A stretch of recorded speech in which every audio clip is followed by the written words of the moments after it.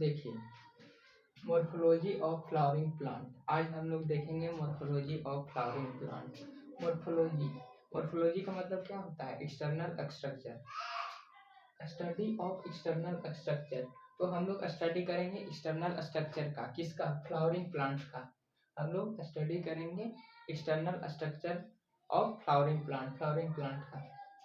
Study of flowering plant, sporophyte structure study. Mainly हम लोग sporophyte structure का study करेंगे इसमें। Morphology, it helps in taxonomy. Morphology होता है जो हेल्प करता है टेक्सोनॉमी में भी, जिससे हम लोगों को इकोनॉमिक बेनिफिट्स होती है। अब हम लोग देखेंगे प्लांट में, ये ऊपर का पार्ट होता है जो एरियल पार्ट होता है, जो ग्राउंड से, जो रूट्स के ऊपर का पार्ट होता है वो एरियल पार्ट होता है, ग्राउंड के ऊपर। जैसे एरियल पार्ट में आ जाएगा stem, leaf, fruit, flower and seed. जैसे एरियल पार्ट में क्या क्या आ गया? ये स्टेम आ गया, लीफ आ गया, फ्रूट आ गया, जैसे कि हमारे पास यहाँ फ्रूट लगे हो सकते हैं, फ्लावर लगे हो सकते हैं, एंड सीड, बीज आ गया, सीड हो गया जो। और अंडरग्राउंड पार्ट में क्या होंगे? रूट हो गया। देखिए, अब हम लोग देखेंगे प्लांट के स्ट्रक्चर को।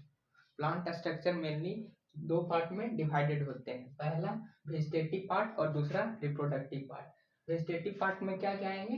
रूट आएगा, स्टेम आएगा, लीफ आएगा, ठीक है। ये सब रिप्रोडक्शन में पार्ट नहीं लेंगे, भाग नहीं लेंगे।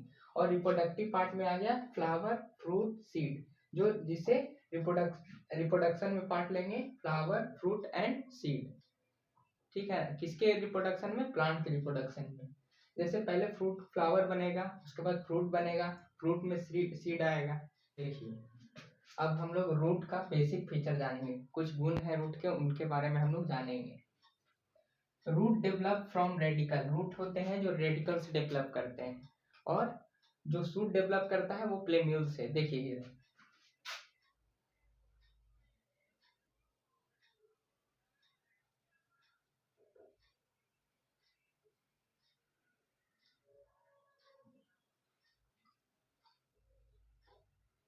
ये मान लीजिए सीड है। सीड में देखिए, ये नीचे वाला भाग है जो रेडिकल है, और ऊपर में इस तरीके से प्लेम्यूल होता है। प्लेम्यूल से शूट डेवलप करेगा, जो other than root part is called shoot. और जो रेडिकल होगा वो अंडरग्राउंड ये रेडिकल से निकलेगा।